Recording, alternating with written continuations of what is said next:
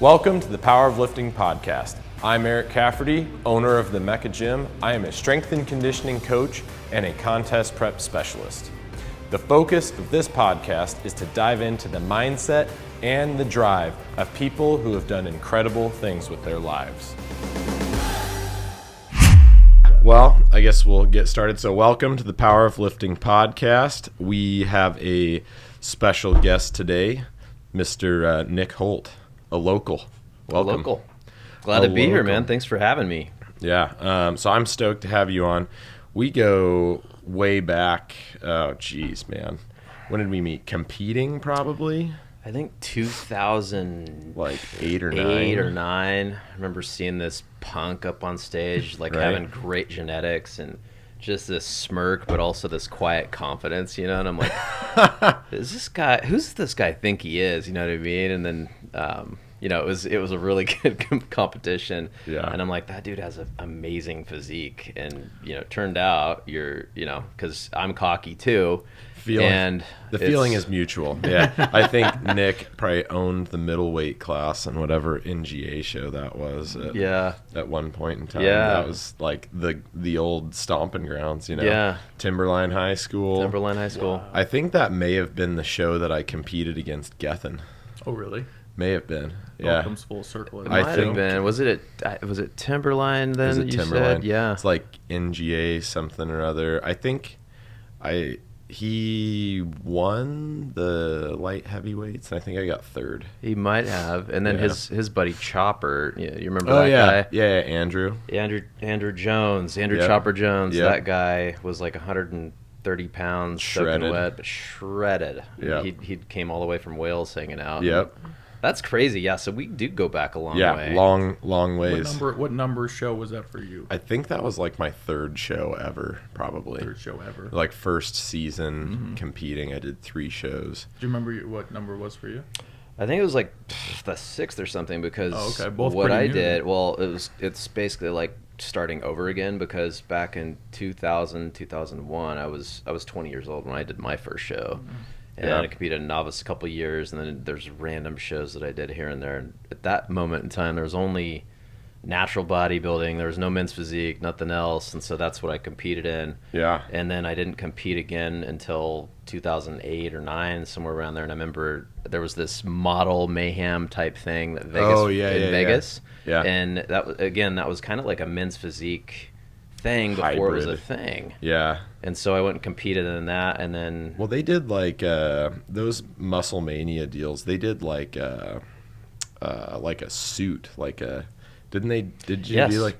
They did like a formal wear. So it was literally like a model division before men's physique was a thing. You had like 3 different things you had to... Yep. There was like fitness wear, so you had to wear like cut off and like gym shorts, right? And at that point, you were basically wearing the underwear that right now I see, the not the men's physique, but what's the classic. other class? Yeah, the men's classic. So it's basically like that. So you'd wear that, you wear a suit, and then one athletic wear around. It was the weirdest thing you've ever seen because they didn't know what they were doing. We didn't know what they were wanting. Yeah. You could either be too shredded or too big, just like anything with NPC or it was whatever. So they don't know. ambiguous. Yeah, it was so subjective. It's not even funny. So I had a good time with that, but then I said, you know what? I don't like this. I like bodybuilding. I know what I'm doing with bodybuilding. There's clarity there. Yes. And so when I came back from Vegas, I thought, you know what? I like competing. And then so from, like 2008 to 2014, I did quite a few shows. Quite a few, yeah. I mean, I counted it out the other day, man. It's like a year ago when I was writing 2 years ago, actually. Sorry, that's writing my book. I was like, how many competitions have I done? It's over 40. Holy crap! That's kind of ridiculous. You topped me by double. It's kind of ridiculous, though. It doesn't mean anything because I do count like the model man. Is that a competition? Well, it is. Sure, yeah, absolutely. Whatever. Yeah, no, I think the last time I remember watching you on stage was at the Egyptian Theater. They did that bodybuilding.com little model search deal. Then it was you. I remember, who else did that? Aaron Miniger was there. Aaron Miniger, Paul Tomko from up in Seattle. Yep. Did Steve do that? Steve Cook did it the year before That's I right. did. The first year that they did it, Steve Cook Didn't he do was it in competing. Vegas?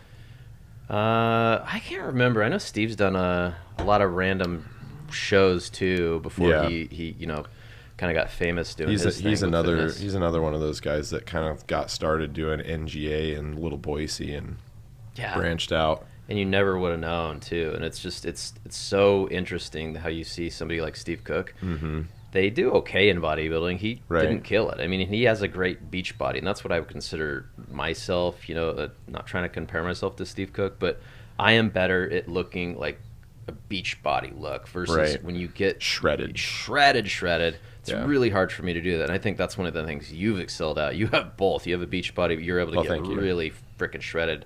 Where you have that rectus femoris showing in your upper leg. I mean, that was Yeah. always harder for me to get. But It's tough. I think a lot of people really, if you haven't been there, it's tough to know what that's really like. I mean, and you've been there, it's like talking to guys that have like actually competed, like especially in natural bodybuilding, because the game in natural bodybuilding is not size.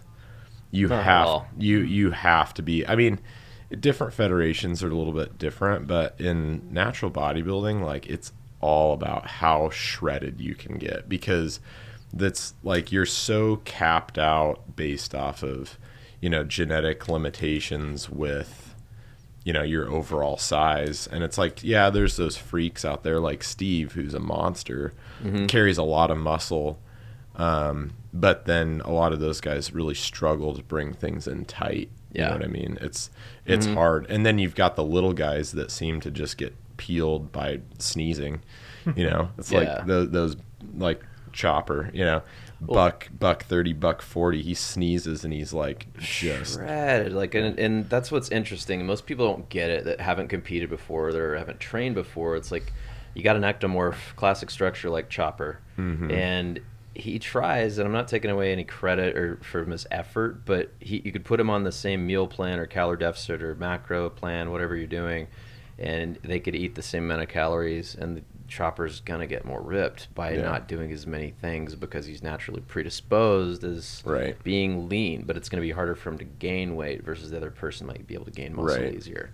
Yeah. But they don't take those things into consideration. Right. And then you got a guy like Berto Nunez. I remember him competing. He's such a stud.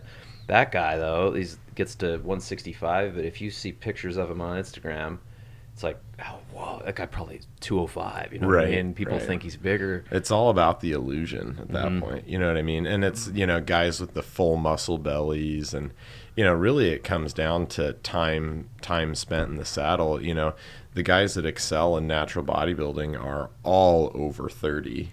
For sure. Yep. I mean, some of the young guns are around late 20s, early 30s, but most of the guys that are winning world championships are well into their mid 30s and beyond. Like, there's a lot of guys like, Doug Miller? I mean, he's a different We shouldn't even planet. talk about that guy. Yeah. Yeah. We just get depressed. Yeah. Doug Miller. Yeah. If you're listening to this ever, you're a jerk. No, he's not. He's the nicest guy ever. Yeah.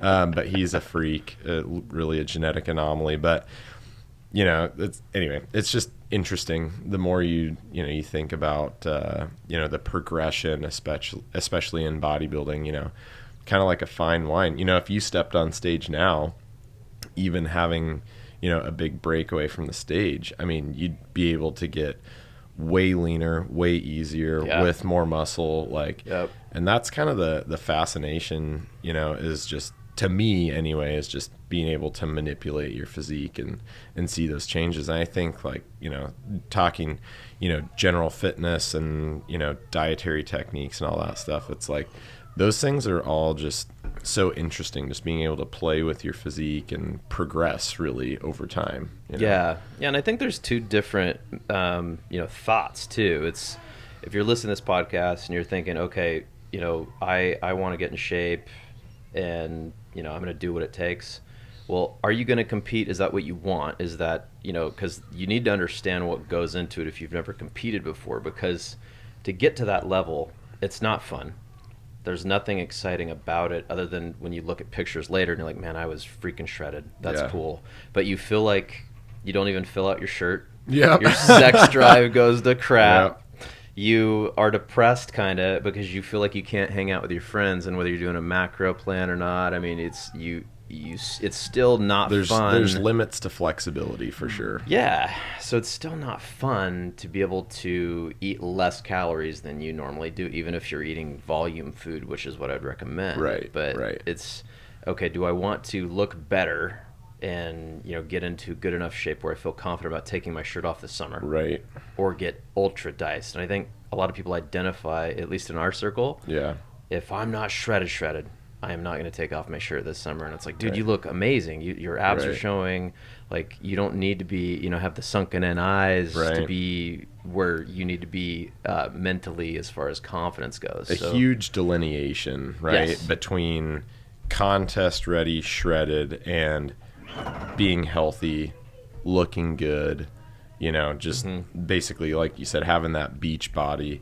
Like, having that beach body is something that over time, if you're health conscious, you should be able to maintain pretty much year round. You know Yep. what I mean? Yeah. Like what you do and things, there's, a lot of others that just stay in really good shape, really good health, setting a good example for the health and fitness community, all that stuff. So let's talk a little bit about that. You've been in the game for a long time, like we've said, and I think one of the main reasons why I wanted you on the podcast, number one, I think you're a cool dude. Number two, Thanks, man. I think you've set a good example for the fitness community in our local area and beyond. I know a lot of people that locals that follow you, and you've inspired and put some good thought-provoking ideas in their head and things like that. So tell us a little bit about that, a little bit about kind of where you're at now and where you came from. Yeah, absolutely. Well, I appreciate it, man. Thanks for the compliments. My head is not going to be able to fit through the door when I get out of here. But yeah, I appreciate it, man. Fitness has always been fun for me, and I think we definitely relate on this, man. Yeah. It's like it's you start with fitness. If you're able to have any sort of improvement, you start having confidence that carries over to many different areas of your life. Right. And I think kids today, they don't understand how powerful that is because, and we all have friends too, or at least I do, where let's say they take a cycle of steroids or something, or here and there, like, and they're not even friends, but maybe an acquaintance, or they have results that they acquire by not putting in the long-term work, which is, I think, required.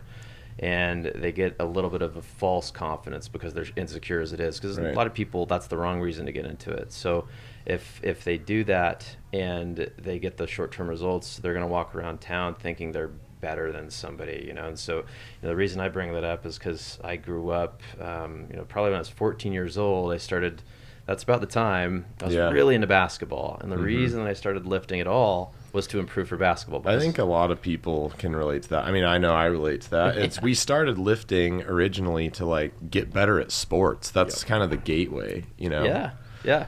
So I tried to get better for sports, and all of a sudden I started getting abs, and I was like, wow, this is pretty cool. And so a little bit of cockiness got there, and I had some good friends, of course, too. And so they knocked me off my pedestal so quick that by the time, I thought I was hot shit. We were at the river. I remember this specifically. This is like years later. This is like when I was 18 or 19, graduating from high school.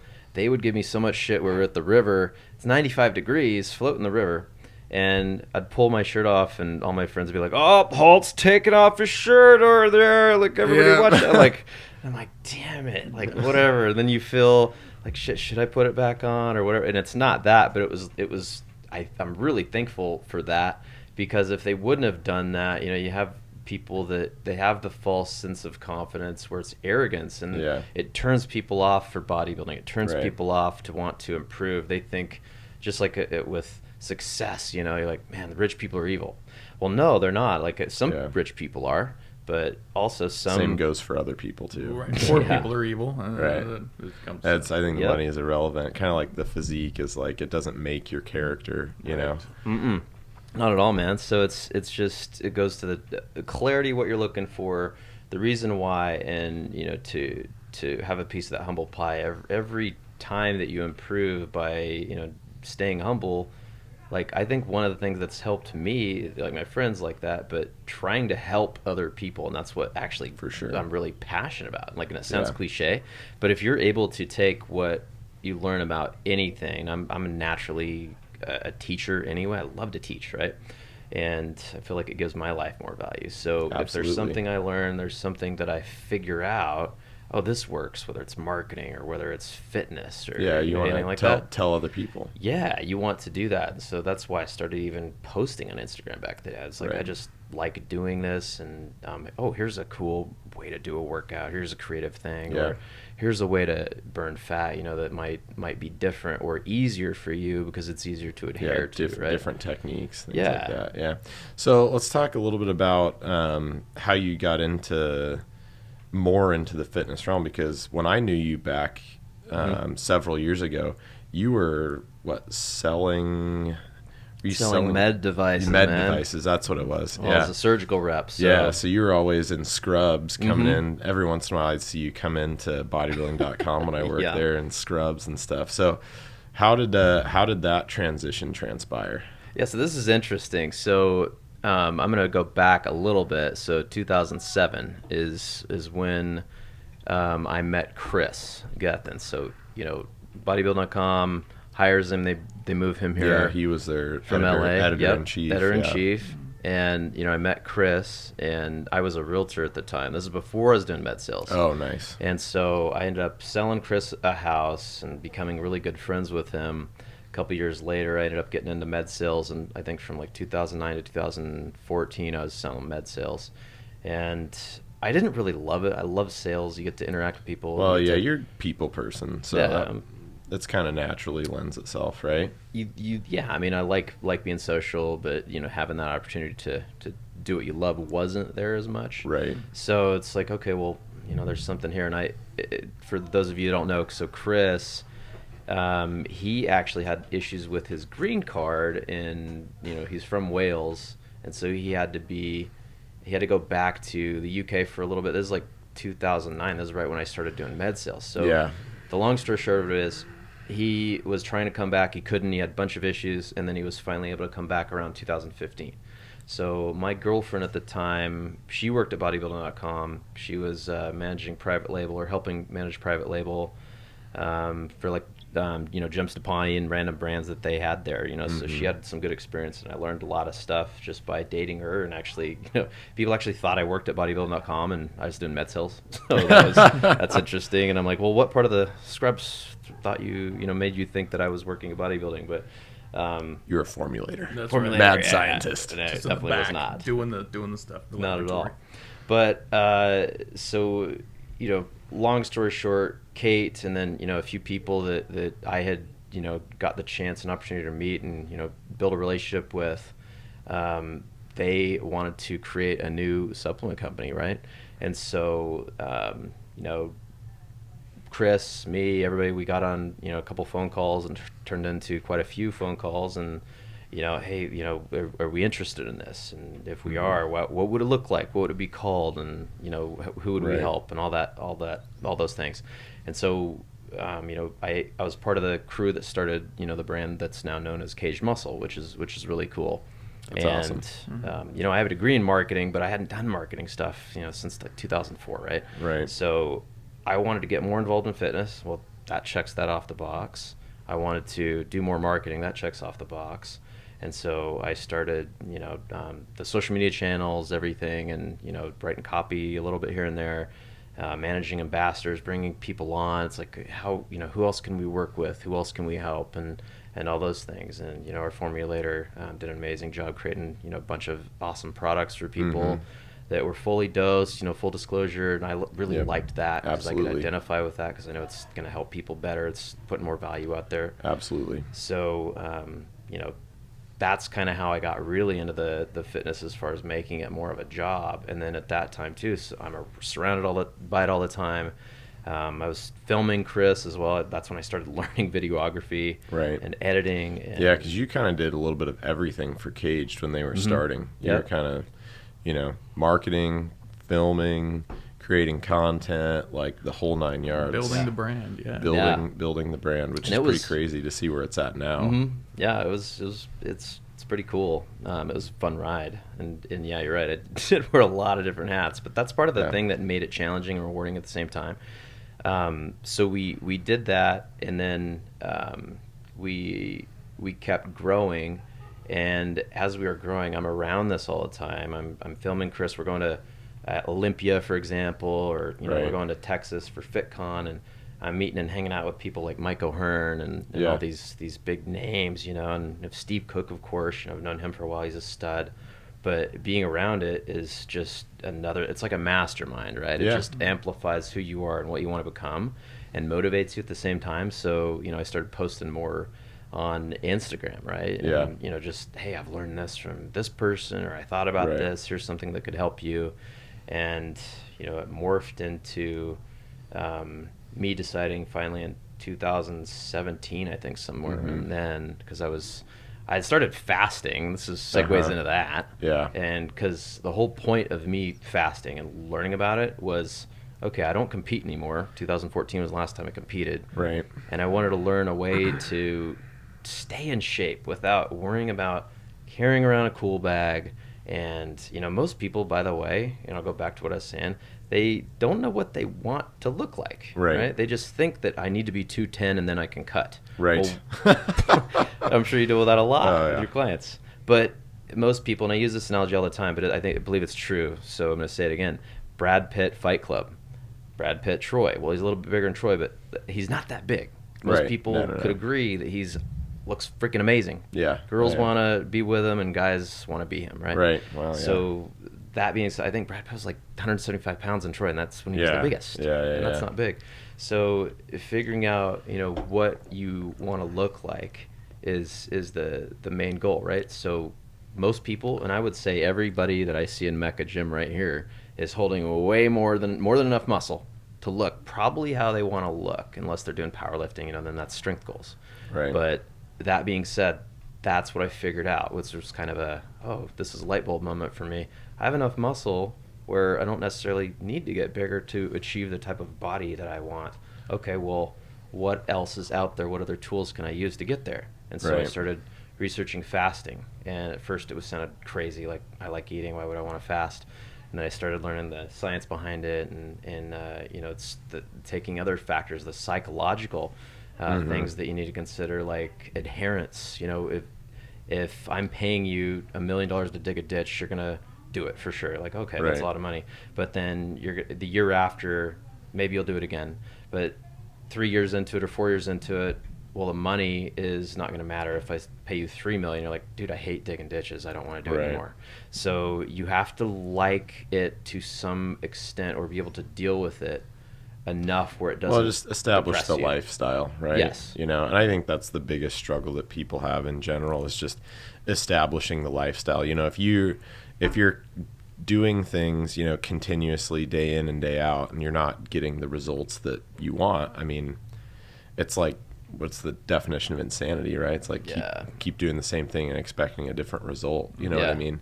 And so, just finding different ways to, essentially change your lifestyle and remold your thought process as far as like how you view food, how you view exercise, things like that. And there's, obviously a lot of different techniques that you can utilize for both getting in better shape, losing body fat, gaining muscle, and just establishing that lifestyle habit. So, and you found fasting is one that works, well for you, and you wanted to tell others about. So are you still with Kaged Muscle now? No, so I left Kaged Muscle at the end of November, so around Thanksgiving. Oh, okay. Right. And I have a great relationship with those guys, and Chris is one of my best friends in the world too. So the reason that I left Kaged Muscle is, well, let me go back to fasting real quick. So I wrote a book in 2018, and then I published it on Amazon in like 2019, right? What's the name of the book? It's called The Fasting Plan. The Fasting Plan. Put it And- down in the bio. Yeah, thank you. I appreciate it. Yeah, absolutely. So that was just kind of I want to write a book, and get it out there and see what happens. And so I did that. And then, moving forward, I started realizing like this is passionate stuff, right? And so while I was working with Kaged as well, so as a contractor and learning marketing, I'm like, cool, there's like friends like you, for example, you didn't necessarily come up to me, but it's how it happened. It's like, well, I need help with Facebook ads. It's like, my business is trying to do this. Can you help me? I'm like, sure. And so set up their account, and next thing you know, I'm getting results for them. And then they're like, well, why don't you,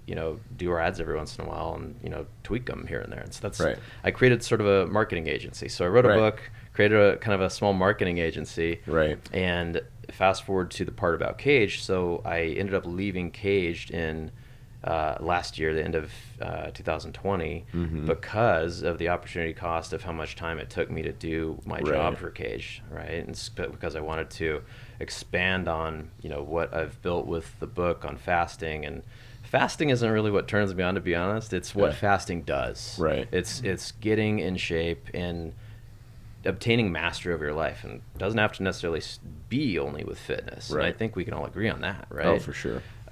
So expanding on that, and what I'm doing now is I'm building courses. I built the course on, the fasting plan, and it's actually going to be rebranded into the fat burning plan.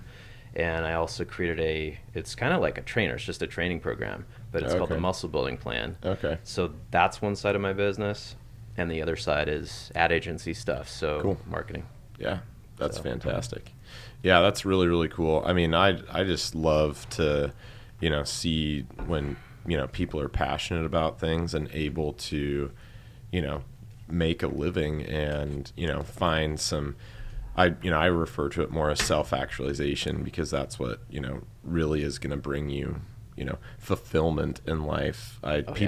People toss around the word happy and happiness a lot, which kind of drives me crazy, because, I'm not a part of the belief system that you should be gearing everything in your life around just being happy. I think that'll leave you feeling extremely empty in the long run, right? Because if you just want to be happy, man, go drink beers by the lake. You know what I mean? But that's not going to bring you fulfillment. That's gonna leave you with that empty feeling, right? So pursuing your passion, now that's going to bring you fulfillment. So I think, really, that was a big reason why I wanted you on, is I think that you're somebody who has exemplified that a lot. And, thanks, man. And using, your passions to bring you some fulfillment. So that's, well, I'm being willing to take the risks, because obviously, it's just been, because you get maybe the happiness and it feels safe, but it's just like, I'm still not fulfilled enough. I want to go to the next step. And you take the risk, and then you take another risk, and you build on the risk, and then you feel so that's I mean, really cool. So tell me a little bit about, the things that you've written about in your book. What are some of your key points? Yeah. So some of the key points are basically, I cover in the book, what fasting is, why it's awesome, what some of the studies are saying about it, and how it's been shown to actually help prevent, a lot of diseases, like even cancer, and that's what's really cool is I think people don't think enough about prevention. Right. They think more about fixing the problem once it's already there. Right. And I think that goes hand in hand with what we're trying to accomplish with bodybuilding and fitness.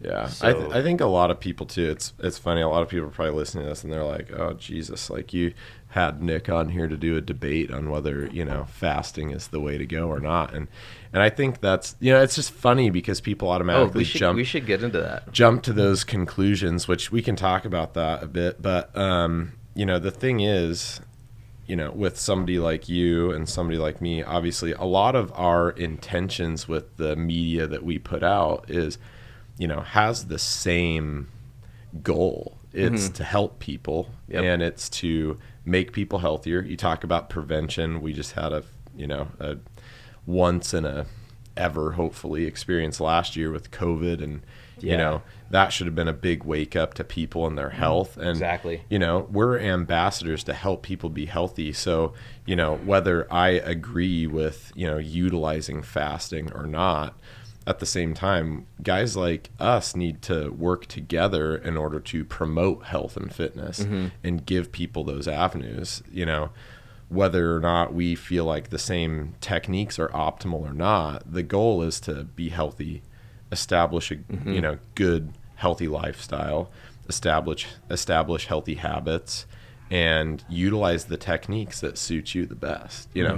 And I'll be the first to say that a lot of my clients do utilize some form of fasting, especially in a caloric deficit, because like you mentioned, it does have some really good benefits, you know. And it does, especially with so we'll get into, like, you know, the hunger levels for one. So, you know, the feeling of satiety or feeling full, right?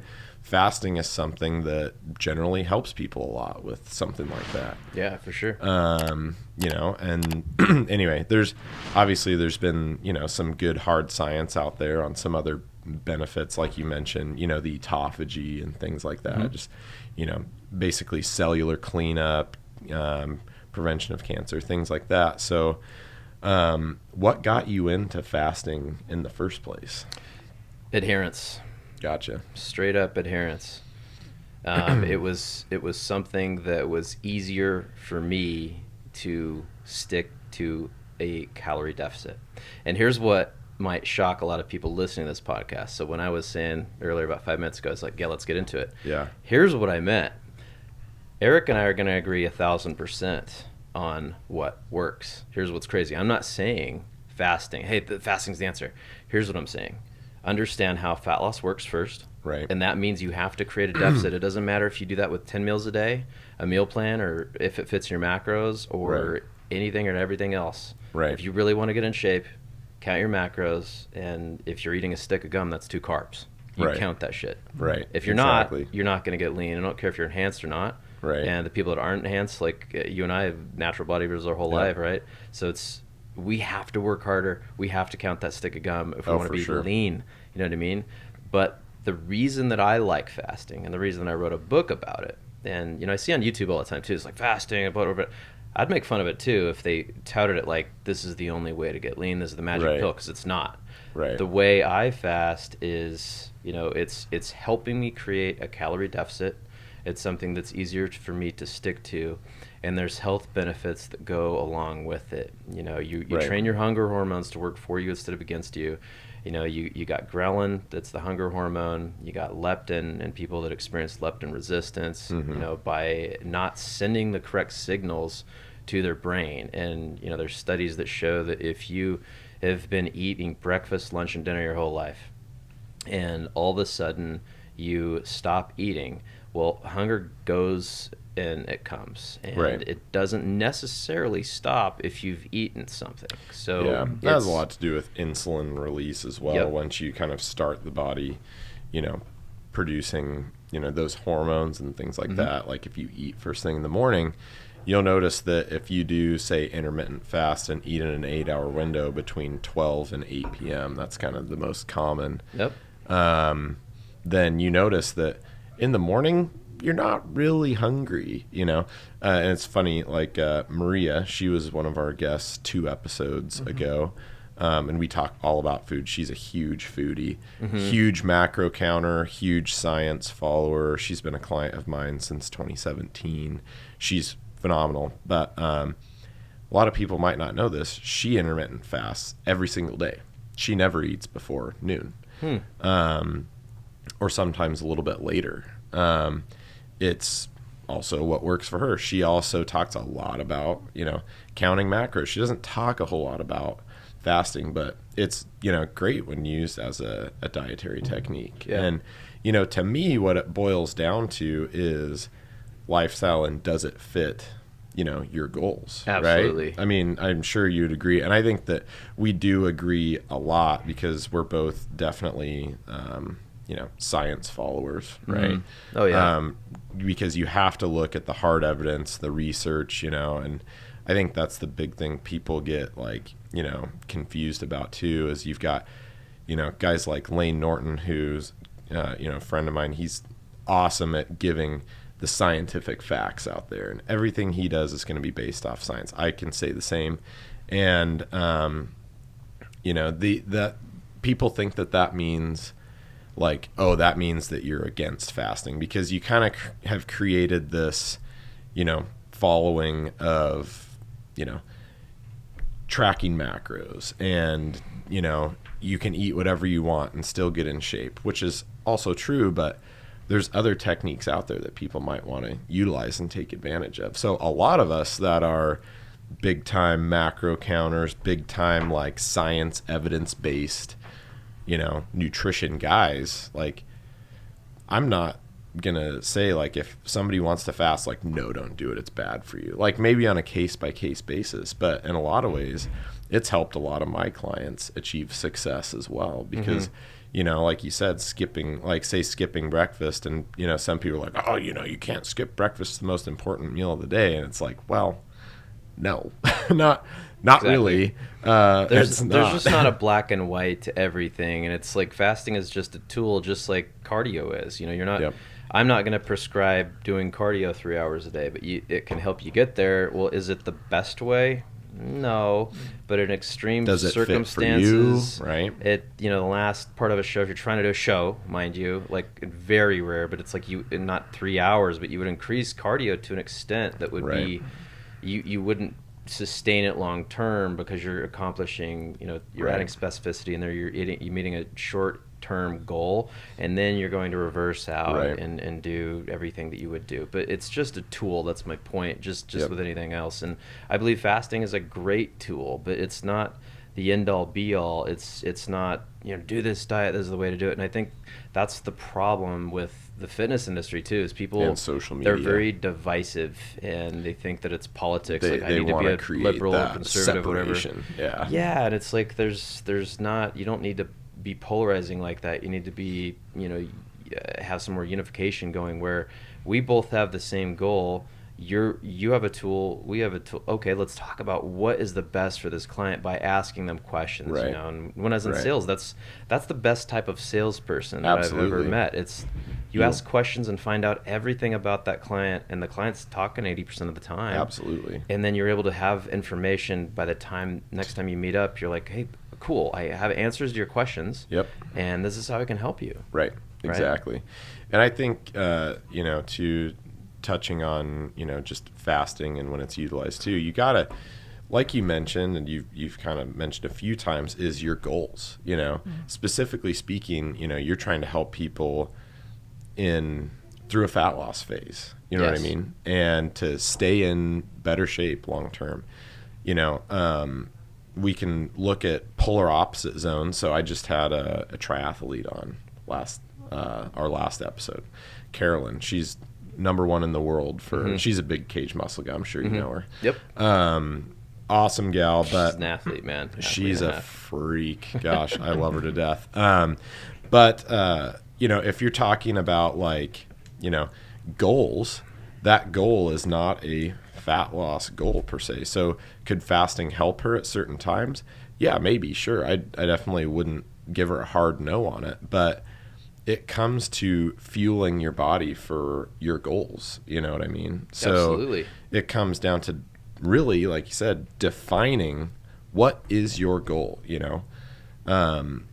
You want to utilize all the techniques and find, the best possible avenue for you to reach your goals. So from a performance standpoint, if you're going to be going and lifting in a powerlifting meet, you're not going to be fasting before you lift. Agree. If you're going to go and do a triathlon or you're training for a triathlon, probably not the best idea to be fasting around training. Absolutely. Because if you're talking performance optimization, we've got to fuel that body. Now, if you're talking body composition wise, and that is your main goal, there's ways to utilize fasting and other dietary techniques to certainly help you along your way. Yep. If that is a goal. Yeah, absolutely. And it, again, like you said, it just depends on your goals. And, I would say a hard no for a triathlete to fast. I would say a hard no for somebody that's doing powerlifting. It's, you're unless you're trying to make weight. Yeah, and that's true. And then you're going to go right back. But it's literally, for those of you that have competed before and you're listening to this, getting in shape, like ultra lean, good shape, like as far as body composition goes, there's nothing healthy about it to get ridiculously low like that, and there's nothing fun about it. So you're not besides the results. Besides the results, the pictures you look at. It you kind of look depends freaking awesome on the person. I kind of enjoy it. in a lot of ways. But yeah, I'm kind of sick. But yeah, bullshit. You enjoy it because you look good. Like, so that's the thing. I enjoy looking good. Yeah, but the process, is an accomplishment though. You don't feel good. I think we agree on that. But what I'm saying is, I would assume that you don't feel good when you're man, I'm hungry as hell, but my goal is to be ultra lean, so that is bigger than my want to eat right now. It really is about finding a way that's tolerable to get there. So if I use myself as an example, I want to get quite lean right now, but there's certain things I'm not willing to give up to get there. Right. Mm-hmm. And that's where a goal comes into place. You know what I mean? So, I'm sure you could say the same, you want to maintain a healthy physique year round, but you want to maintain a good looking physique as well. So what are the techniques you can utilize? You know what I mean? Mm-hmm. And so,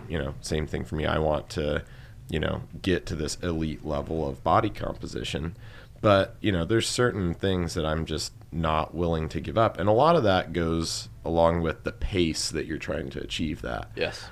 So if you're getting ready for a show, there is a timeline. You have got to be a certain place by a certain time. I have no timeline right now. So if I start to feel too many of the effects of a prolonged caloric deficit, I got no problem with eating a little bit more, taking myself out of quite as harsh of a deficit, increasing the quality of my training, decreasing my hunger levels, increasing my sex drive back up. You know what I mean? Little things like that, the main thing that I'm not willing to give up at this time is the performance detriments you get from a nutrient deficit. You know what I mean? Yeah. That's a big thing to me. But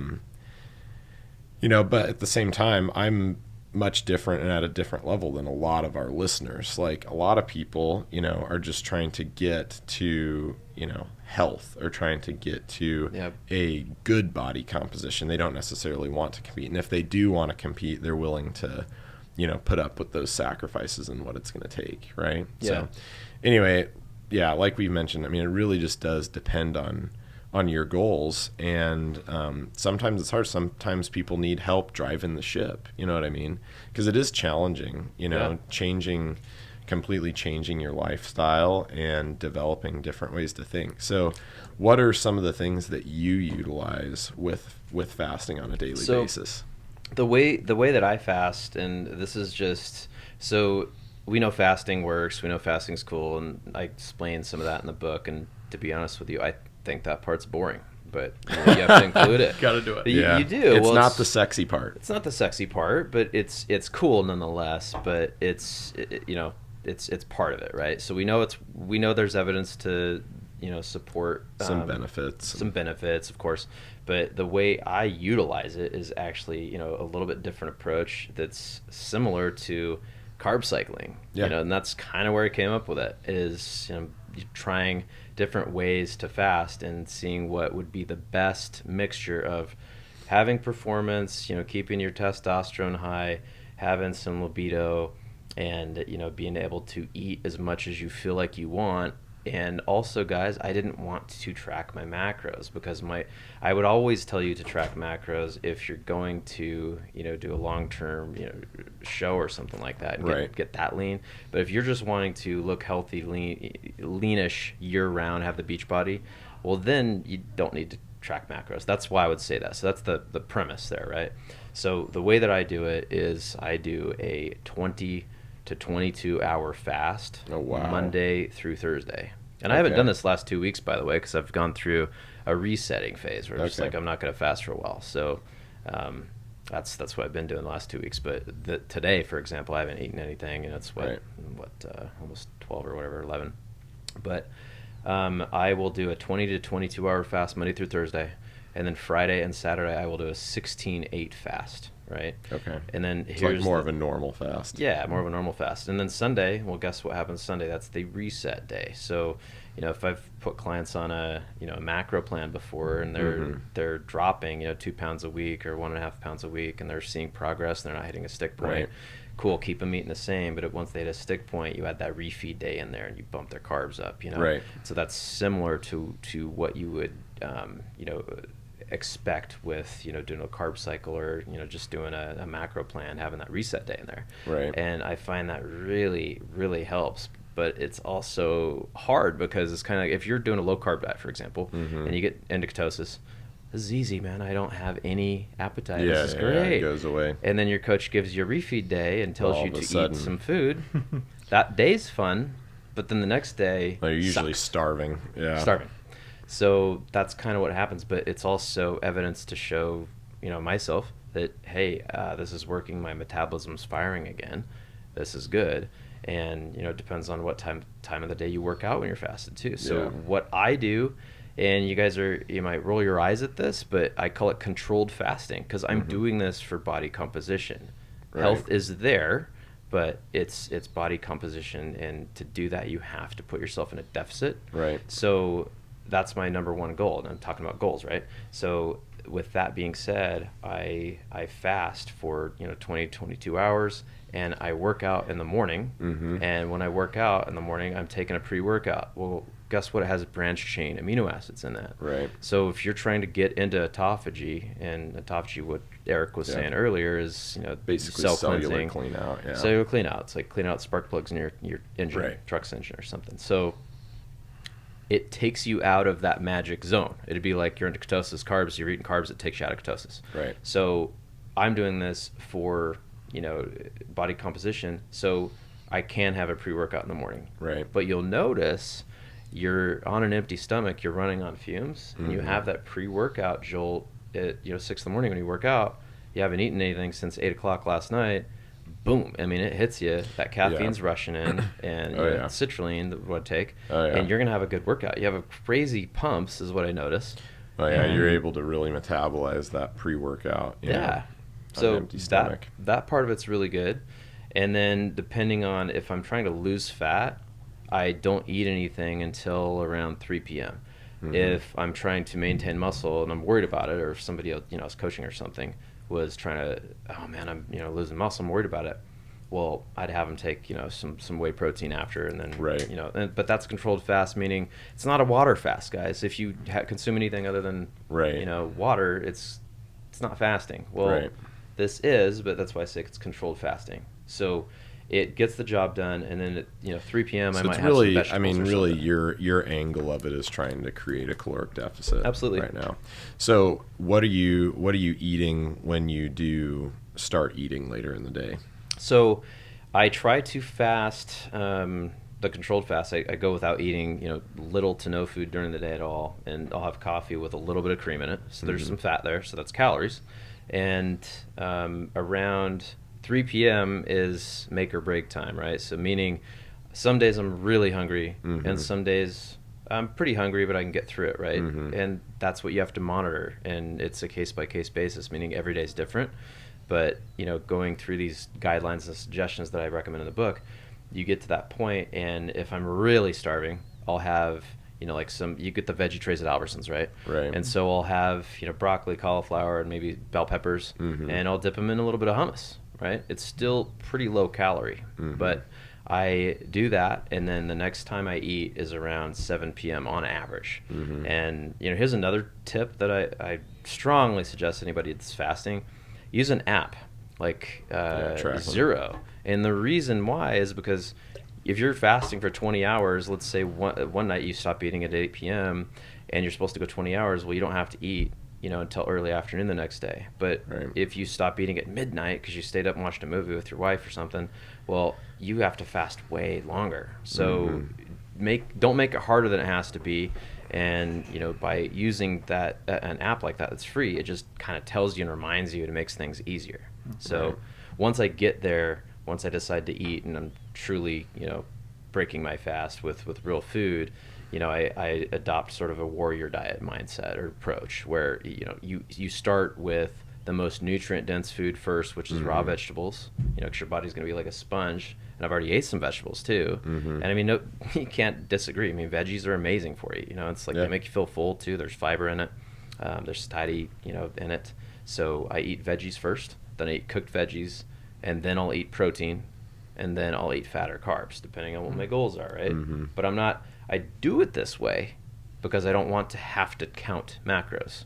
Right. If I'm trying to get in shape for a show, I wouldn't recommend this. But just to look lean and not feel like you're restricted and get to eat as much as you want, that's why I do it this way.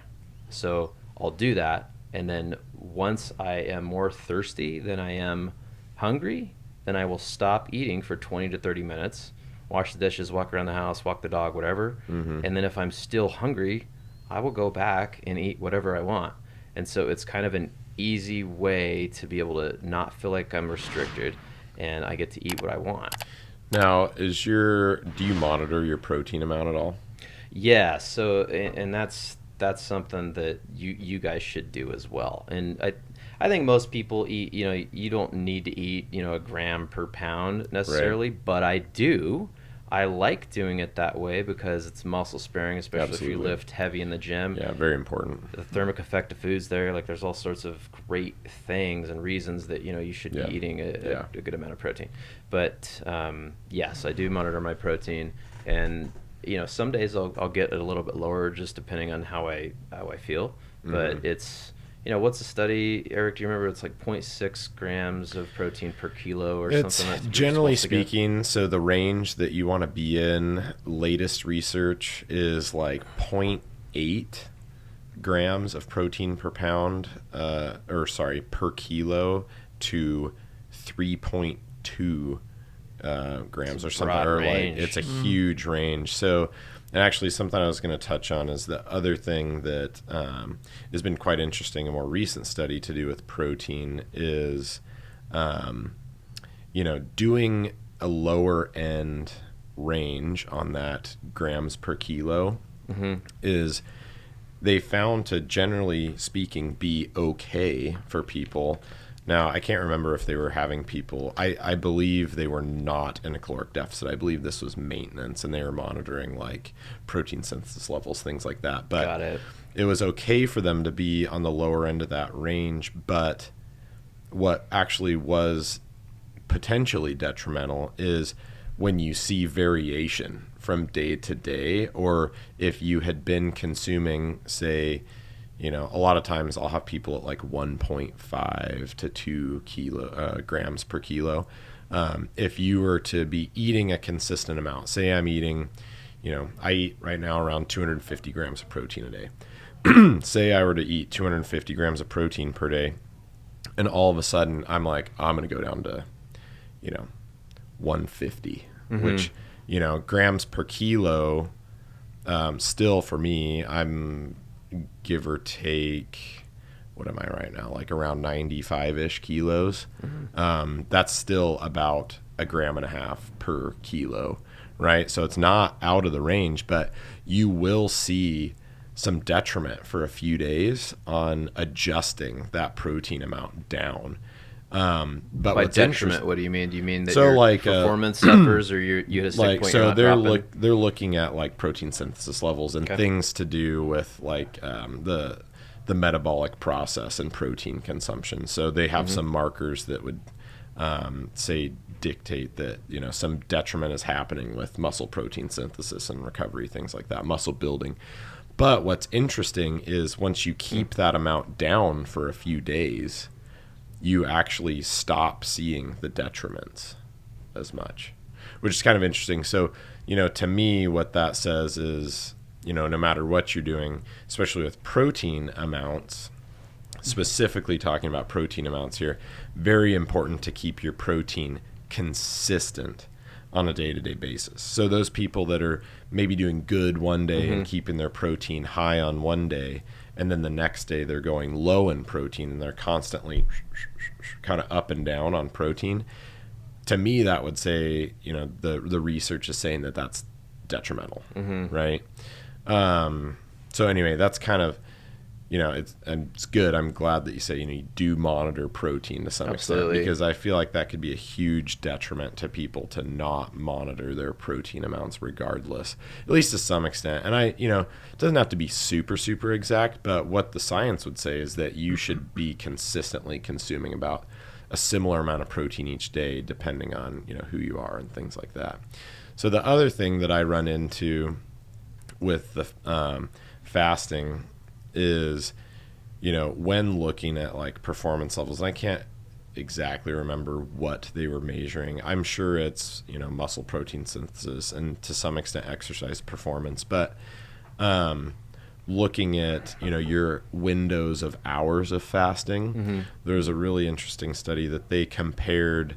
I believe it was a 16-to-8 ratio. So basically eating in an 8-hour window. And I believe they compared that to like every 2 hours. I can't remember. It's been a while since I've read this, but they did an 8-hour fast compared to, I believe, a 6 and I know a 4, and then potentially a 2. But I know for sure they did an 8-hour and a 4-hour, if memory serves. And what they saw was some potential negative effects from doing a longer than 8-hour fast. So my question to you would be, do you notice a lot of performance detriments eating in a smaller window compared to like an 8-hour window? No, it's interesting that you brought that up too, because when you're talking about, I'm going back to your protein, what you're saying, that I'll tie in with this, but you said, you're eating, let's say somebody eats 150 grams of protein a day and then they, eat 250 and then they change things up too much. Down, I notice that is kind of a similar thing, and this is anecdotal, right? But if I work out in the afternoon, if I work at 4 p.m. or, and then I won't have the veggies or something, but let's say I've been fasting all day, it's a 20-hour fast. Well, if I do that consistently for 3 or 4 days, I'm used to it. Yeah. So I've noticed that my your body strength adapts. gains they don't suffer from it. My body adapts. So it's like the first couple days you see detriment. So not to interrupt you, and I want you to make this whole come around this whole point, but there's been a recent study on whether morning or afternoon evening workouts are better. Did you see that one? No, I didn't. Well, so basically what they found was typically performance levels are better later in the day. But the stipulation to that was the people that consistently worked out in the morning brought those performance levels back up. So I think the message in a lot of this is your body is highly, highly adaptive to what you are doing, right? So anyway, go ahead and continue. No, that's really interesting. Did you want to tell me? No, I just think it's awesome. So the thing about, I don't talk much, obviously, on this podcast, but I'm the guy I'm like the normal one, maybe the listener, right? So I'm learning a ton right now, but it's fascinating where you hear this kind of stuff and it's like, oh, that is really cool. And then you can take that in personally. Like, oh, okay, what if I do try this? Or talk to somebody who knows what they're talking about, scientifically based stuff that I can then keep consistent with it and see where it goes. Like, that's what I get excited about. Well, what's funny is I know a lot of people in the medical community. Excuse me. One of them, friend of mine, he's a big-time cardiologist in town, and he's a huge fasting component guy. But it's in his realm, because when he's looking at research with people with obesity and the population that he works with, he is heart health conscious numero uno. Like, obviously he's a cardiologist, big time. He's a big time health nut. He's in great shape, lifts a little bit, does a lot of cardio. He's a cardiologist. Hello. Hey. Yeah, right. But anyway, he's a big time proponent of fasting, and it's funny because he's always talking about fasting, and I'm like, dude, the fasting, oh gosh, it's just like, but like that's a technique that, the research in his realm has promoted because of the cellular benefits, the cardiac health, the weight management, and things like that. So anyway, let's get back to your fasting window and effects on performance. Well, before we go into that, I just think it's funny. It's like that's the thing I don't want to be. It's like, oh, you're just fasting, because like that's the whole. I think it's divisive just to say that too. Like if I were to get on a soapbox and say that. I just found that that's one of the things that I really love doing, and you can't deny that there's definitely health benefits, but there's also health benefits to, your friend's a cardiologist. Right. he knows, we all know that the more muscle you have, the more fat you're going to burn. Right. And to get to that point, you're going to have better heart health. Right. And it all is relative. It's all tied in. The clientele that I'm sure he sees mainly are people that don't lift at all. They don't have any, and I'm not talking down. I'm just saying they haven't spent time building muscle density over the years. Like Eric has, for example. He's 198, but that's what you said, right? 198.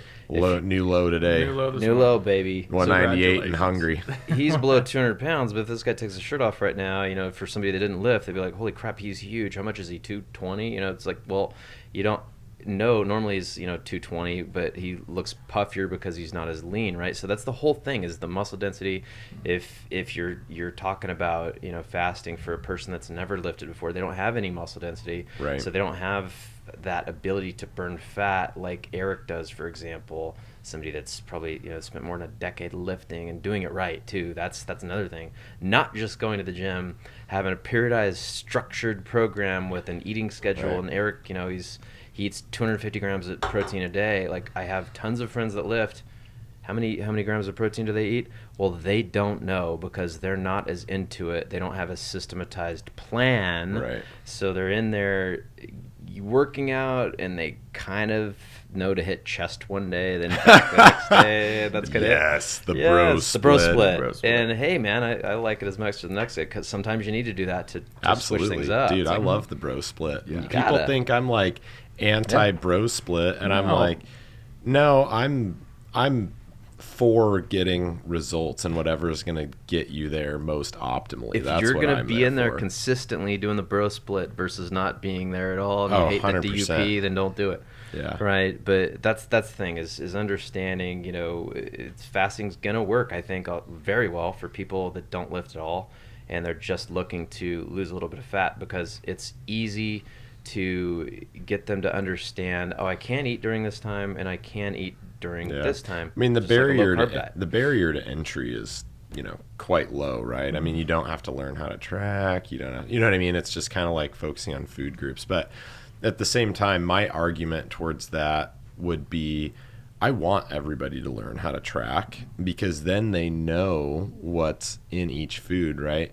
So, I think, maybe starting something like that could be a good gateway, but it's like, the South Beach diet, kind of a gateway, right? Like, all these different dietary techniques can be kind of a gateway to help people learn, really. That's what it is. Learn how to be healthy, regardless of what it is, right? So, maybe if you're overwhelmed by tracking, this could be something that, okay, I'm going to start by doing this. Like, start doing something, right?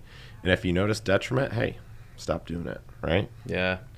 But so, on a day-to-day basis, though, do you feel like your Monday workout is your strongest workout of the week after having more of a quote-unquote refeed, non-fasted, you call it a reset day on Sunday? Yeah, I'd say, Monday's a pretty strong workout. The way that my split is, I just work out 5 days a week, and sometimes I'm working out on a Sunday, you know what I mean? So it's not like I have to take Saturday off, I have to take Sunday off, and sometimes I work out 6 days a week, But that being said, Monday isn't my first day of the week to me, but I do notice that I do feel pretty good on Monday. But here's another thing that I've noticed, and this is a problem with people that don't track. When like buddies of mine, when I was first testing this out, and fasting way that I'm doing it, they wouldn't eat enough. They're trying to lose weight, and I'm like, dude, you gotta eat. Yeah. Or not even on their off day. Like, they're fasting 20 hours, right? Monday, they're fasting 20 hours. And then when they get to the time to eat, they're not eating until they're full. Like, eat as much as you want to eat, not because you think you're supposed to stop eating, right? So that's another thing, and that is a problem with it, because they think that they're not supposed to eat anymore because they're used to being on a diet. And it's like, well, no, that's part of the fun. You work during the day, you have enhanced mental clarity, you can do your job. And then when you come home, chilling with the fam, you get to pig out and, rage and go through your cupboards and stuff. Right. So that's part of the fun. But if they don't allow themselves to experience it, it's not as limited, right? Yeah, correct. Yeah. So if you eat enough food each night, one thing I really like about that is people that I've trained with and, met over the years that compete, they have a bad relationship with They food. get, it's very common. Yeah. So with fasting, that part makes it easier for them to identify what real hunger is versus emotional hunger. Right. Because I even have it and I fast. Like sometimes, like, oh man, you walk by the cupboard and you're like, do I? Oh yeah, like, because you're bored. You know, you might eat that whatever it is in there. Right. So training yourself to not eat during the day is a little bit more of control over what happens when you finally eat, and when you eat raw veggies, cooked veggies and all that, and then you eat the protein and you are more thirsty, you drink your water and whatnot, you come back and like, man, I'm still raging starving, like other times I'm not hungry at all. And another thing, people don't wait, because you go out with friends, whether you're on a tracking or not, as far as hunger goes, if you just wait half hour, eat your meal, like with chicken, whatever it is, exactly. Wait 20 minutes. It takes that 20-minute time period for sure. But it sucks, because I want to eat too. Sure. But just wait, and then you're like, oh, I'm actually really not that hungry. Yeah. I survived. Right. Do you notice any detriment from eating a lot of cooked veggies first? I just know that with some people, and some research has shown that raw veggies first? Raw veggies, yeah, sorry. Do you notice that, digestively speaking, you have issues with eating raw veggies like that first? Not at all. Not at all. Yeah, I think I feel fantastic on it, actually. And a lot of times I'll eat a big salad, or something. And other times, you know what, guys, like those are guidelines. They're not absolute rules. They're not absolutes. But just the whole point is include veggies in your meal. For sure.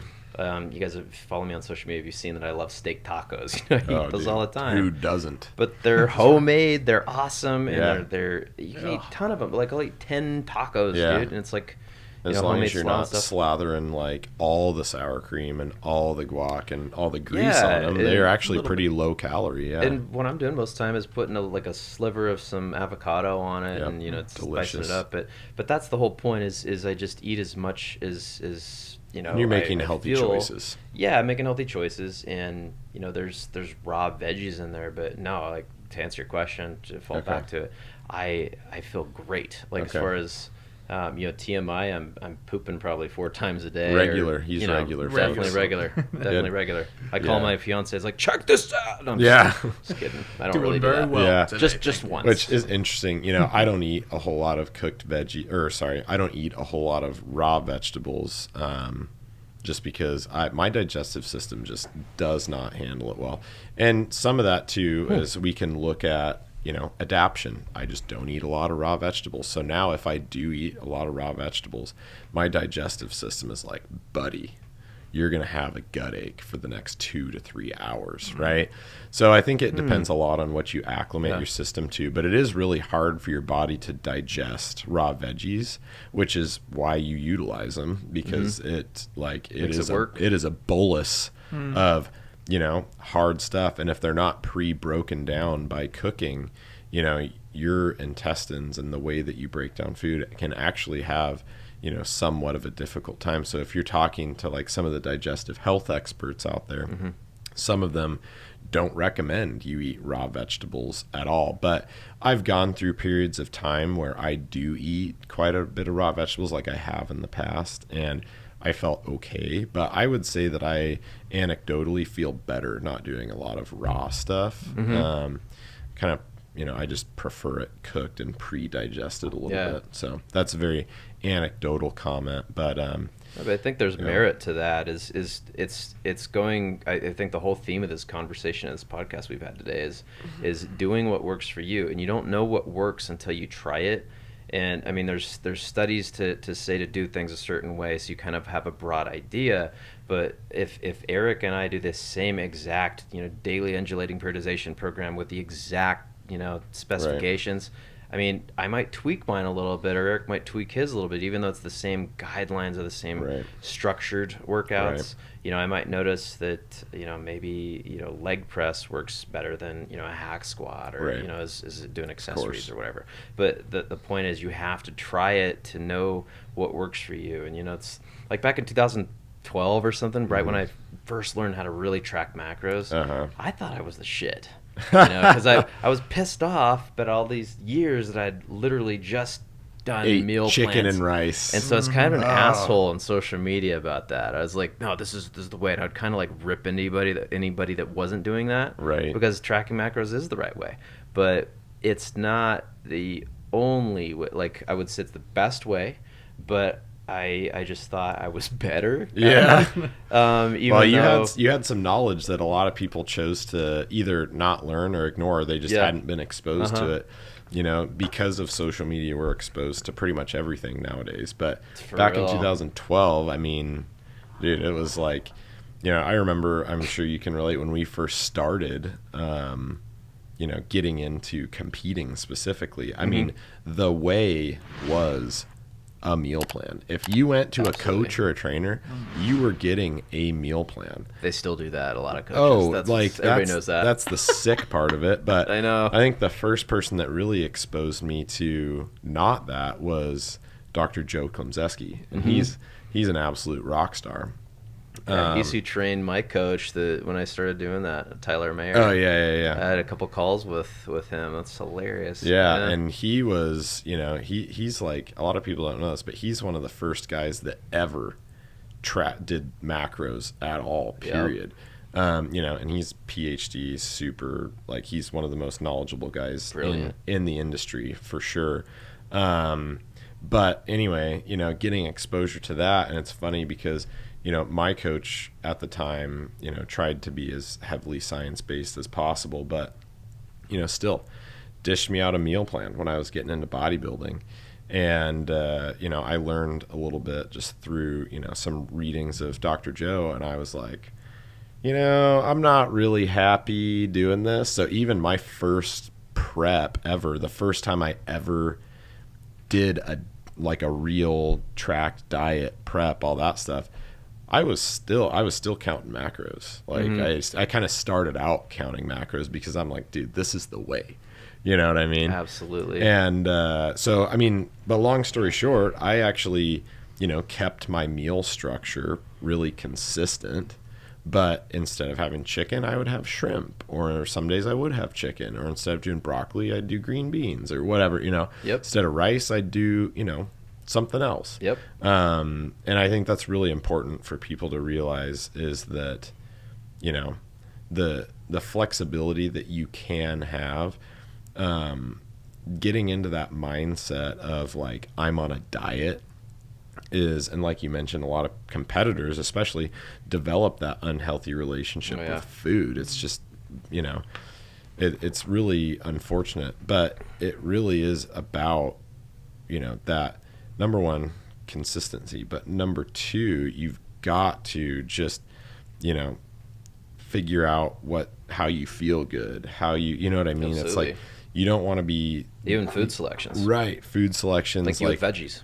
Yeah, exactly. Like, and people just get stuck on that, like, meal plan or this or that, and it's super unhealthy. Like, it's, you know what I mean? Even people that track macros, I'll call it out right now. There's a lot of people out there that track macros, even though pretty much everybody at this point should agree tracking macros is a great idea, because even if you're doing, whatever crazy diet that's out there, it is based off of macros, whether they know it or not. It's right? gravity. It's a law. It's like there, right? So exactly, it's like gravity. There's some up, comes down. Like you can believe what you want. Right. It's like, okay, well. So there's a lot of people that are still, tracking macros, which is, in like everybody knows pretty much at this point that's important. If you don't, now you do. But they still have this super unhealthy relationship with food, and it's like, dude, like you gotta like bring things back down a little bit. Like, I think the big thing with nutrition in general is developing that perspective with nutrition, finding your why, like you mentioned, like, why are you doing this in the first place? So goals, and then, deal with it. Basically, if you have this, goal to compete, like, don't develop an unhealthy relationship with food. charge into it and do what you're supposed to do to achieve your goal. You know what I mean? Yeah. And then after the fact, you know, it's just being hungry does some weird things to people, right? Man. Hormonally speaking, you know, and the way that some coaches do it, it can really goof you up. I know, you know, there's been a lot of people from a particular coach that I know that have had gallbladders removed because the lack of dietary fat in their diet. So if you feed people a low fat diet for long periods of time, guess what? That gallbladder, which basically stores bile that's produced in the pancreas, is going to, you know, essentially develop issues, right? Yep. So whether you get, you know, gallstones or you get that thing gets backed up because it's not being utilized. So obviously that's not right, especially when, you know, you should have a health first approach no matter if you're fasting or not fasting or whatever it is that you're doing, right? So anyway, I just find it kind of fascinating, and that's one reason why, you know, for this podcast I chose to do something that's very heavily you know, psychological. You know, the power of lifting refers to, like, you know, the mindset approach and things like that. And so, you know, obviously getting, you know, other people's perspective and their thought process and their mindset when it comes to like doing what you're doing. Obviously the thought process, the intent is really there, right? And it's great because, you know, you're wanting to take a health first approach. You're wanting to help people develop a healthier relationship with food, you know, develop that, when am I actually hungry? When am I just craving stuff? And then, you know, things like that. So anyway, long tangent, but no, I agree with everything you said. And it's just like to think about your intention, and then, you know, also to second guess everything. Like, that's what I love about you. Like, you're literally second guessing everything, even stuff that you've learned. That's what I always try to do too. There's no one right way, and there's no, you know, authority claim just because Lane Norton says it or, you know, EricCafferty says it. It's well, that makes sense. I'm going to look at this now, and then I'm going to try it, and then I'm going to see, you know, what happens with me. It's kind of like squats, man. You've heard it like since the beginning of time, or at least I have. You have to squat. Well, most people should squat, but there's certain people that should not. You know what I mean? Their mechanics and the way they're built just does not fit well with it. You're putting a load on your spine, or at least heavy squats, right? You know, it's like, that's one of those things. It's like, should you be able to squat? 100%. Yes. You need to, you know, the mobility that's required, the strength benefits, the hormonal benefits, all that stuff. Like, yes, I think everybody should do some form of a squat, but like you mentioned, I mean, there's wiggle room there. Do I have everybody squat? No, there's people I don't have back squat. Because, I mean, there's a lot of different reasons, right? Not just injury, but that's a lot of the reason typically, but just mechanically speaking, you know, it's just, and the other thing too is, you know, with that, you know, it takes a lot of expertise and a lot of coaching to be able to squat and move correctly. There's different limb lengths, you know, different bone lengths. There's different, you know, hip structure, you know, the way that the acetabulum sits, right? So what width, what turnout, you know, how much external rotation should you be externally rotated? You know, what angle is the femur sitting at? Do you have, you know, knee valgus, knee varus? Like, you know, do you have flat feet? Do you have a lack of mobility in your ankle joint? Like, do you have, you know, something, you know, that's outside of the norm with your knees, right? So the same thing could be said with, you know, nutrition. Is like, it's such a case-by-case basis that, you know, psychologically speaking, something might work well or not, or, you know what I mean? Like, so many variables, like I could go on, right? Yeah, and I mean, that's my main point. The reason I brought up something like squats, we can all agree squats are one of the best things you can do, bar none, no matter what part or where you're at in your life. Like, it's an amazing thing. But just because you can squat doesn't mean that you shouldn't question. Again, you just said there's tons of variations of squats, right? Or deadlifts. You know, it's like, well, I love both, but what's going to be the best for me? Well, it's, is a sumo lift better, or is a conventional stand, Right. and then you look into it, and then you try them too, because you have different, biomechanics, Right. that might work. One version might work well for you and the other might not. So tying it all in, diet and, programming and doing, the right workouts and eating the right way.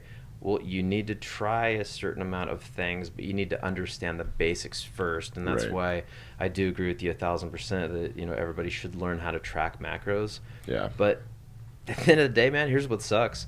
People don't care enough to learn. Oftentimes. And most of my experience, and I don't know what your opinion is on it, and I'll love you to tie in or, add your opinion. But 99% of the people that I know, they say they know how to track macros. They don't know what the hell they're doing. They Right. still don't know how to do it. Right. You know what I mean? They don't know why you should measure in grams versus ounces. They Right. don't know, why you should, like, oh, well, I put a pre-workout in there. Well, did you count it? It has 6 Right. calories. It has 3 carbs, or 9 Right. calories, whatever. And The barrier to entry, for sure. it's hard. Yeah. So that's the thing. It's like, well, it's hard to do. Well, these people, it goes back to our why. They really don't want to get in that good a shape, but they Want to be healthy. They kind of want. Yeah. You know what I mean? So it's like, well, what is another way to get them there that they don't have to track macros, but they can get a little bit of results by not having to go that granular? Because some Right. people, shit, they're not going to be able to stick with it their whole life, because it's Right. some people go too Right. off kilter, Right. where they're measuring everything, even when they're in the middle of off season. Right. And let's say they're not even competing anymore. Like, I know people with really unhealthy relationships with food, and if they didn't count it to the minute detail, like I'm saying, a stick of gum, Right. they're kind of depressed and angry with themselves. Right. And they that beat really themselves type up. A type of situation. Yes. Yeah. I mean, full disclosure, I didn't strictly track macros for quite a while after I competed last. I reverse dieted in a very structural fashion, but there was a period of, probably off and on for 5 years that I would not strictly track. I would still eat very similar. I would still eat healthy things. I would still get enough calories in. I'd make sure I got enough protein in, within reason, but I didn't strictly track. And really it was just not wanting to put, the effort into it, quite frankly. You know what I mean? Because, I can eat those crackers or whatever, and I'm going to be fine because I'm trying to be in a little bit of a surplus, whatever. But, so my argument to that is, and I'm going to dog on myself a little bit for not doing that, you're never going to get the best and the most optimized out of anything if you're not tracking and knowing right where you're at. The performance benefits, the benefits in muscle building, the benefits in optimizing body composition, you're always going to be better off if you're tracking to some extent, right? But you talk about people that are kind of like, they just, they're kind of like not super into it. They just kind of want to be healthy. Well, my argument to that would be, you need to learn how to track what's in all the foods that you're eating for the knowledge to be healthier, because I don't think that any of us have an excuse to not be the healthiest version of ourselves, right? I agree with you 1,000%. And that's the thing, though. Everybody listening to this podcast, they're going to agree with us. But the people out there that we're talking about are not. Right. So that being said, it's not going to work for them. I agree with you 1,000%, but it's kind of like, well, everybody should make $1 million and be successful and be happy. Right. But they're not going to do it, even if we give them the roadmap. Right. But that's humanity for you. Right. It's like I love humanity, but I want to help people, and that's the frustrating thing. I'm like, man, just do this thing if you really care about doing it. And it's like they say they do, but they really don't. Right. And that's what's unfortunate. So we can't change who they are. We can't mess with their mind, will, and emotions, even if we wanted to. Yeah. But I agree with you. That's the struggle, right? So that's kind of like, one of the things that I like to go out and go do is kind of like bring people to the light. You know what I mean? Show people what the education and the tracking can do for them, right? And it's funny because, I'll go out and I'll give, I went and gave a talk at a real estate brokerage a couple of weeks ago. Great people, a lot of them are, into fitness, I would say, but a lot of them fall into that category. It's like, you know, they want to be in better shape. They want to do all these things, but are they willing to go to that extent? It's like, yes, you need to come to the team, right? Like start, you know, join us and let us show you how powerful all of these tools can be. But it is hard because when you're going out and talking to the normals of the world, I always talk about like the normals, right? A lot of that kind of stuff, it kind of falls on deaf ears. You know what I mean? It really does. And it's too bad, but I mean, anyway, that's the struggle, right? I mean, I have a really successful entrepreneurial friend, and he's wanting to help, you know, getting lean, and I can't just say here's how to count macros because he's gonna like his eyes are gonna gloss over. Like, that's too much. Holy crap! I don't. I'm not that hardcore. So I start with telling him like, okay, well, when you're drinking, try to avoid alcohol, but when you do, don't be drinking mixed drinks with sugar in them, right? Or, you know, try to eat or drink before you eat or after. You know, it's like if you're eating and drinking at the same time, it's going to be even more difficult because your body's trying to process the poison, get it out of your body first, and all that stuff. Like it's you know, some merit to it. I'm just saying little bits that's going to help him, right? Like tips to start, very basic, right? And so we're eating brunch, you know, we meet him like a week later, you know, my fiance and like all of us are there, and I told him not to order lemon drops, you know? Like, fucking orders a lemon drop. You know, sorry, I'm not supposed to cuss in here. No, you're fine. Okay. So he orders a lemon drop, and I'm like, and it's that sort of thing where it's like he looks at me, I look at him kind of like I'm not going to break his balls too much, and I'm not going to say anything, but I'm like, he knows that he's not supposed to do it, but he does it anyway. And so that's my point. It's, you know, whether you want to argue over the semantics of it, the general idea is like, well, here's some suggestions to start, and then we can get more granular. But he doesn't even get past the first suggestion. And he's a successful dude. He's not completely out of shape, but he just wants to get more lean. But it's like he doesn't want it bad enough because he's obviously accomplished it with his business. More than enough, but he can't get there with that. So it is funny, and I see that a lot, obviously, with people. You know, they very successful in certain ways, and it's like, you know, but you tell them to, like, you know, try and preach dietary adherence, and they're just like, you know, it's like, whew. You're like, come on, it's not that bad. Like, but, you know, with alcohol, it's funny. It's like you mentioned the sugary drinks. It's like, man, booze adds up fast. People don't understand what a detriment that can be, you know? And it's not like I'm like hardcore anti-alcohol or anything. I don't really drink much myself, but, you know, it's really not good for you. It's the worst thing you do. Like, and I'm saying this from a guy that, like, I have drinks on the weekends here and there too. I probably drink more than you do, but I still don't drink what I would consider a lot either. But it is bad for you. Like, it screws up your test levels. Like, when you're trying to recover, you can't recover.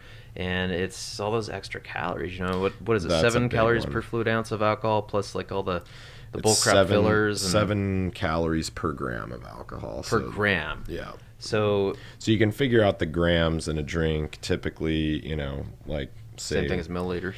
Well, typically what I'll do, just to make it easy, is if, like, you have a drink... and it has, like, say a glass of wine, and it has like 7 carbs. That's not that many carbs. People are like, oh, sweet, right? But it's like 150 calories. Where are those calories coming from? Right. So you got those 7 carbs, which times 4, obviously you're going to get to just shy of 30. So we'll just for math's sake, we'll subtract that. So you're left with 120 calories from other things that are not carbohydrates from the wine. Well, divide that 120 by 7. That's your grams of alcohol you get. That's not really important because it's not like we're including an alcohol allotment into your daily routine, right? So then you're just subtracting that 120 calories from carbohydrates or fats, which is going to decrease on your ability to produce energy. But that's the true definition of empty calories. Right. So, you know, and the funny thing is, too, the more of a tolerance you develop for alcohol, the worse it is for you. Because it's been a while since I've done a lot of reading on this, but there's about 3 different systems that your body utilizes in order to process and, you know, get rid of, quote unquote, alcohol within your body. The first one is like somebody like me who doesn't really drink, you would use that a lot, right? So you would essentially use that first step in the process to metabolize alcohol. It's a little bit slower. You feel the effects way more. It makes you way more sick. So less alcohol is going to have more of an effect. So hence, I am lightweight. If I drank one drink, I would feel it, especially on an empty stomach. Mm-hmm. Oh, yeah. But the more through those steps you go, is when you develop more of a tolerance and you can process it quicker. But it's also the byproducts of those reactions are far more harmful to you. Mm-hmm. So the less, it's kind of funny. It's a lot of people think that, well, alcohol doesn't really affect me a whole lot because like I don't get really sick from it or whatever. The more of a tolerance you have, the more of a detriment it actually causes. Mm-hmm. So like, but really, the things that I would be concerned with is like performance detriments like the next day. Like if you're out binge drinking on the weekend, your workouts, I mean, you're not going to be motivated to get up. That's if you work out. Right. Right. Yeah, right. I mean, I have a bunch of friends. I mean, I've done it before too. It's like where you drink and you're like, I'm going to work out Sunday, and then you just don't go to the gym. Yeah. You just feel like crap the whole Which day. is the biggest negative right there, because then it's derailed your plan. And absolutely. I mean, there's something to be said about going out and having fun with your friends, but I also don't think that you need to binge drink to have fun with your friends. Yeah, it just goes with everything we're saying, right, is balance. And if you're going to do it, well, here's some suggestions and guidelines and, excellent advice like you just were saying. It's like that if you develop, more of you get used to drinking, it's not good. Right. If your goal is to be healthy, and that's most people's goal, but they don't really follow a set of belief patterns that match what they believe, I guess. Right. So it's nuts. So I have a couple of fun questions for you that we usually ask people. You're obviously into, education and reading and things like that. What are your top 3 books? Top 3 books. Well, first is Robert Greene's my favorite author. Oh yeah, I love Robert Greene. So his book that I probably like the best, and it's a toss-up, but 48 Laws of Power was really good. But I also enjoyed Laws of Human Nature. Oh, okay. Did you read the 50th Law? Oh yeah, I mean that's super interesting. That's the most, and that was the third one I was gonna say. Oh, They're not; these aren't my those. If I can combine one into one book, that's my top because they're amazing. But the 50th Law is amazing because it's more of a bite-sized approach, and it's how to live your life fearless is the law, and it's just so fantastic because I go back to that book every year because I'm an entrepreneur and it's hard. It's just not easy, and to understand why I'm doing what I'm doing, and the whole clarity thing we've been talking about this whole podcast. And that's what that book really helps me with. Number 2 would be The One Thing by Gary Keller. Okay. And I love Mastery by Robert Greene as well. Yeah. That's another really good one. But I'm into self-development and business type books. But if there's one person, one author, it's definitely Robert Greene. I think a lot of people would probably struggle to read him, just because it's deep, man. It is like super deep. It's like it's not a fast read. No, I had to take breaks, like you know what I mean. Chunks of time breaks. Yeah, it's like but he's using historical references. Like the dude is the amount of research that goes into each book is like, dude, that's incredible. You ever seen how he does that?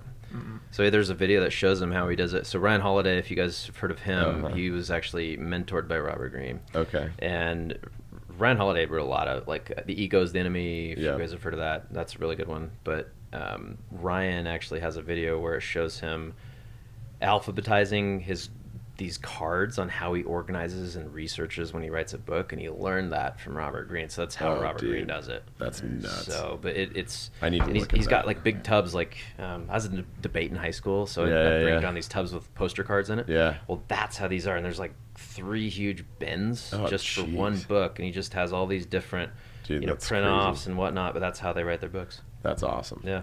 Dude, super interesting. So if you could have dinner with 3 people, dead or alive, who would they be and why?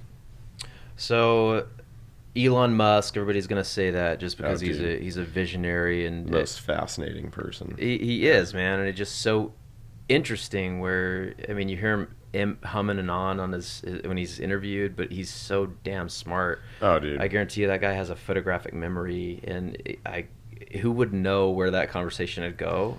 And I know probably I the Dogecoin. Yeah, right. Yeah, go to this, and then.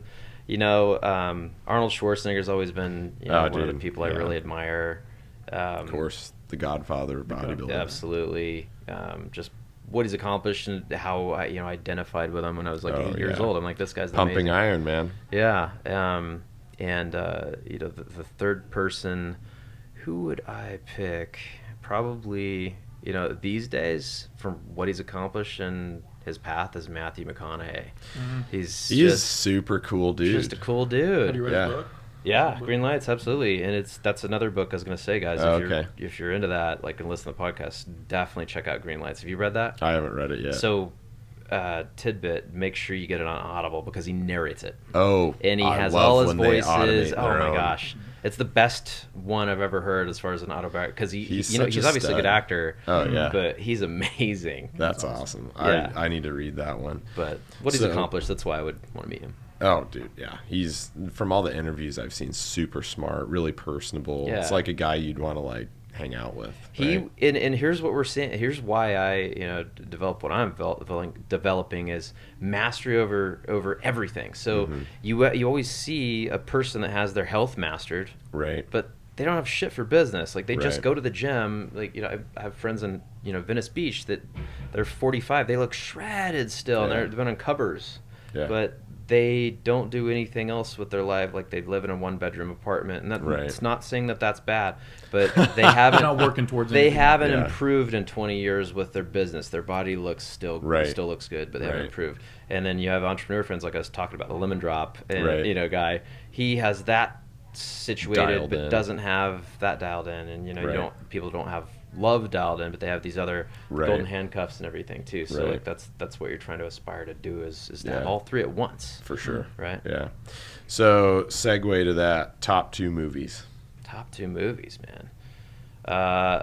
This is gonna sound ridiculous, but Life is a House. Oh. That was one of my favorites. Have you guys seen that ever? I haven't. So it was thought provoking for me. It's just it has this guy. He's an architect. And he's about 55 years old. He's divorced from his wife. Mm-hmm. He has a son with her, but he's a teenager. And he lives on top of this bluff in like Orange County area. And it's a piece of crap house. And all the homes around him are beautiful and gorgeous. And he inherited it from his dad. His dad died a long time ago. And anyway, he finds out he has cancer. Oh, wow. 3 months to live. And so the whole premise of the movie is I'm going to tear down this house.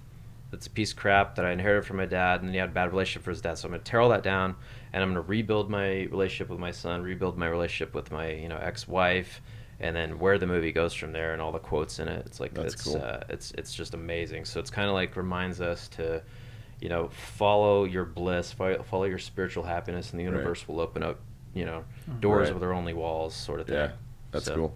Yeah, you got another one?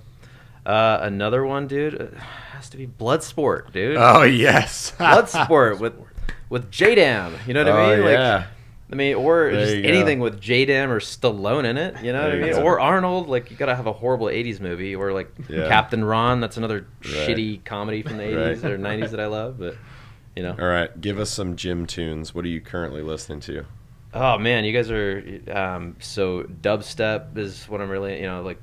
EDM, stuff like that. So, I love Millennium. I love Seven Lions. I love Wooly. Like, I don't know if you guys know that or not.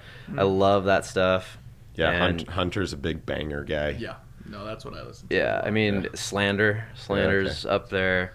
Very good. Those are my top, man. Skrillex, you got to listen to that stuff. Oh yeah. Flostradamus. Okay. This is the best and the worst question ever. Who would play your character in a biography? Like out of anybody that I know, or what actor? What actor? Yeah. What actor would play Ryan Reynolds? Oh yeah, there you go. You nailed it. I mean, I get to select it, so I'm gonna select something that's pretty cool. Right? Like, I mean, yeah, there you go. He's pretty good looking. He seems to, he's funny. Good shape. I like to think I'm like that. Right? Yeah. Everybody wants to be Ryan Reynolds. Ryan Reynolds, man.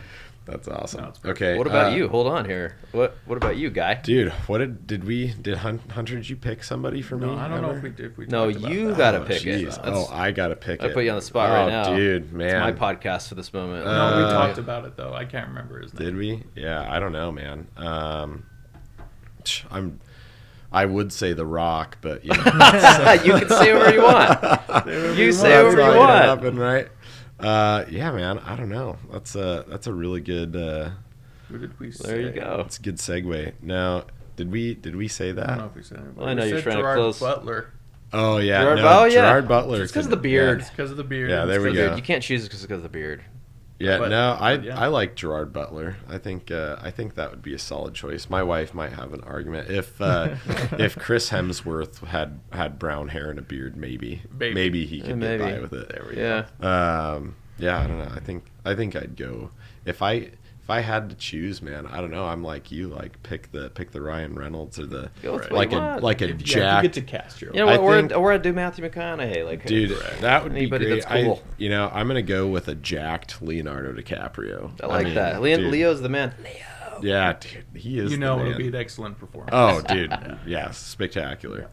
He's trying to conclude his podcast, and I throw Right? it at him. No. My bad. You're good, dude. Top 2 role models and influences in your life. Oh man, one of them's Gethin, man. Like that guy's been like sure. a huge role model to me. Throughout my, I've known him for a long time. Like he's given me opportunities. I've helped him, and we've learned a lot from each other. Fitness, business, and personal, everything, man. So it's like he's definitely somebody I look up to, and I'd say. And another is my dad. He's the reason that I'm here, and it's like he's gone through trials and tribulations in his life, and you're just seeing him just keep on moving forward, sort of thing, and being consistent in the face of adversity. Absolutely. Those things. So yeah, those would awesome. be probably the 2 people there. Awesome. Well, cool. Yeah. Well, do you have any final remarks you'd like to get out there? This has No. been great, man. That's I appreciate you guys having me. fascinating. Yeah, this is a Appreciate good you guys one. having me. Yeah, no, this has been a lot of fun. I think this is going to be a hot episode. I'm just super grateful that you agreed to come on. I always, love getting into some good conversations about, some of the science-based stuff that we do, getting other people's perspectives. Heck yeah. I think it's been great. I hope people get a lot out of it. Yeah. Well, I'll leave you guys with this. So one thing that I'm doing, I'm starting a YouTube channel. Oh, there you It's go. going to be, it's called The Lean Blueprint, and it's about that as everything that I've said, which is mastering all areas of your life. And it starts with fitness, because you build that. It's such a basic building block that everything kind of is better after you do that. Absolutely. And so, not to sound narcissistic and like you gotta look good. No, but if you feel like you look good, you are You're going to gonna be feel good, better. and your confidence is going to be there. It's going to carry over to other areas in your life. So I'm starting Absolutely. that YouTube. I have a website. It's called theleanblueprint.com, and that's where you can learn more about me and the courses and things that I'm creating. And then I'll have you on the YouTube once I do it. And I've already filmed a bunch of videos that they're currently being edited. But it's stuff like the best way to burn fat for men over 40, or like how to track macros and things like that. But Cool. I'll definitely invite you on there as well. Yeah, love to be on. Yeah. Cool, man. no. All right, Awesome. that's a wrap. Thank you for joining us on the Power of Lifting podcast. Be sure to like, comment, subscribe, and share. For more content like this, follow Eric Cafferty and the Mecca Gym on all social media platforms.